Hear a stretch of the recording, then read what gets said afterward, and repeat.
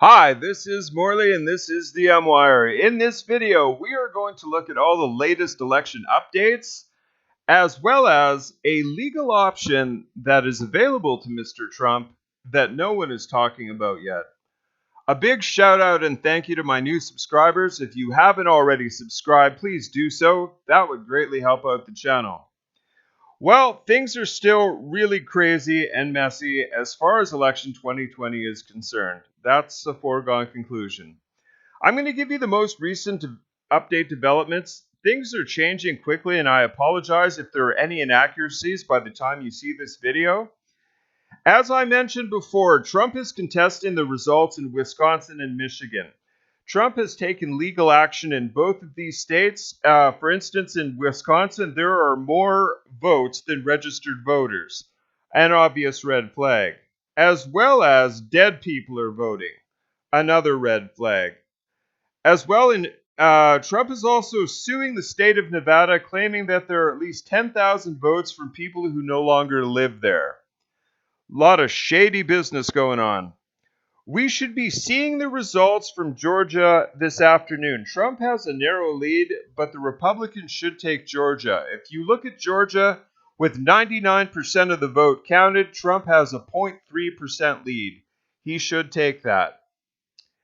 As well, it's looking like we could not see results from North Carolina until the 12th of November, just because they have that long to disclose their results. Go figure.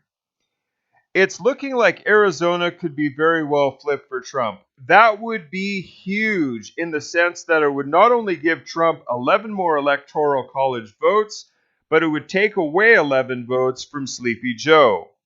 The left is saying that Arizona can't be contested because the media has already called it. They seem to be under the impression that the media is the final authority. That would be cute if it wasn't so stupid. Things are also getting very messy in Pennsylvania, folks. Trump's people have won the right to observe the ballot counting. However, they have suspended the ballot counting, saying that they have other administrative duties to perform. Apparently, to some, there is more important things than determining who the president is. You see the type of things that they're playing. But here is a legal weapon that Trump could invoke if he wanted to at this point. There's no word as to whether he will invoke this, but I'm going to go over it just so you understand what Trump's options are. Enter the 14th Amendment. If Trump wanted to, he could invoke the 14th Amendment in regards to the election. If you don't know what the 14th Amendment is, this article goes over it. I will go over it with you. 2 months ago, I detailed Trump's powers under the 14th Amendment, which grants the president the power to declare an illegal insurrection against the United States of America and strip electoral college votes from states which are endangered in a coordinated insurrection. The blatant brazen vote stuffing fraud now taking place in Wisconsin, Michigan, Pennsylvania, and other states reveals a pattern of criminal insurrection taking place via organized vote fraud. This is a form of criminal insurrection against the United States of America. The 14th Amendment speaks directly to the powers of the federal government in dealing with officials, individuals, and states that are engaged in rebellion against the United States of America. Specifically, the 14th Amendment grants the U.S. President the power to arrest and indefinitely hold all public officials, including mayors, governors, state legislators, federal judges, and law enforcement officials who support rebellion against the United States or have given aid or comfort to the enemies of America.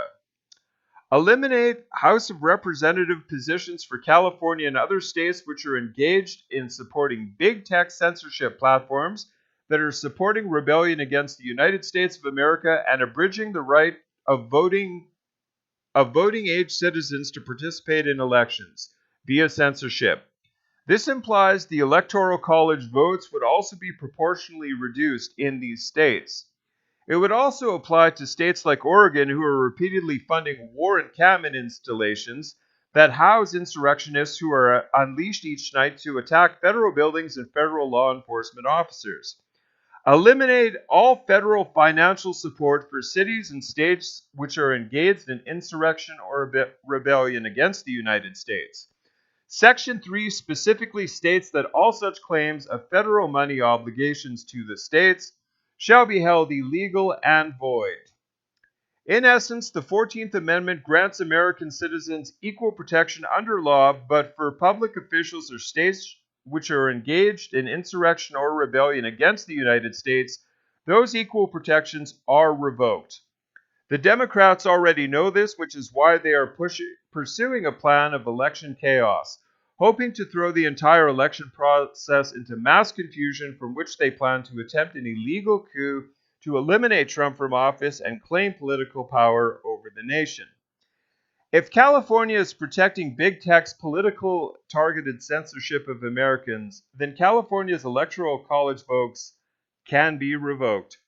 What the 14th Amendment clearly says is that when states are engaged in open rebellion against the Constitution and the United States of America, they can be declared insurrectionist states and blocked from having their electoral college vote count.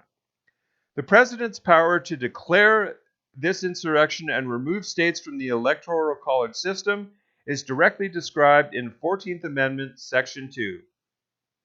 When the right to vote at any election for the choice of the electors for president and vice president of the United States, representative in Congress, the executive and judicial officers of a state, or the members of the legislature thereof is denied to any of the male inhabitants of such state, being 21 years of age, the citizens of the United States, or in any way abridged except for the participation in rebellion or other crime, the basis of representation therein shall be reduced in the proportion by the number of such male citizens shall bear the whole number of male citizens 21 years of age in such state.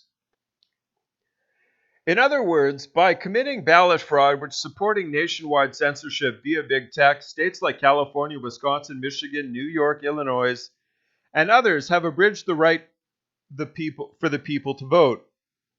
Voting in a fair and free election requires access to free and fair information, and that's exactly what big tech censorship has denied the American people. Furthermore, Section 3 of the 14th Amendment also allows the president to remove from public office any public official or member of Congress that has violated their sworn oath to protect and defend the U.S. Constitution. As stated in Section 3, no person shall be a senator or representative in Congress or elector of president and vice president or hold any office, civil or military, under the United States or under any state who, having previously taken an oath as a member of Congress, as an officer of the United States, or as a member of any state legislature, or as any executive or judicial officer in any state, to support the Constitution of the United States shall have engaged in insurrection or rebellion against the same, or given aid or comfort to the enemies thereof. It's time for the President Trump to declare an insurrection rebellion to be underway in the United States. Call for the big arrest of big tech CEOs like Jack Dorsey and remove from public office all traitors in the House and Senate, as well as mayors and governors who are enemies of the United States Constitution. These powers are clearly described in the 14th Amendment, and it seems history has brought us to the moment where Donald J. Trump must invoke it to save the Republic. We cannot sit back and allow blatant, illegal, coordinated vote fraud to steal this nation. Joe Biden publicly bragged about having the most extensive voter fraud organization in the history of American politics. Wasn't that the truth? I realized that was a gaffe, but that was so true. That is an admission of felony crimes against the United States of America. Well, folks, it's going to get interesting. I mean, I don't know how long this is going to take to get sorted. It could take days, it could take weeks, it could literally take months. I mean, and as I've just told you, President Trump could invoke the 14th Amendment. So, like everyone else, we'll wait and see, but I'll certainly keep you updated as things progress. Thank you for coming along to my video. If you haven't already subscribed, please do so, and please like, share, and comment while you're at it. Thank you very much, and God bless.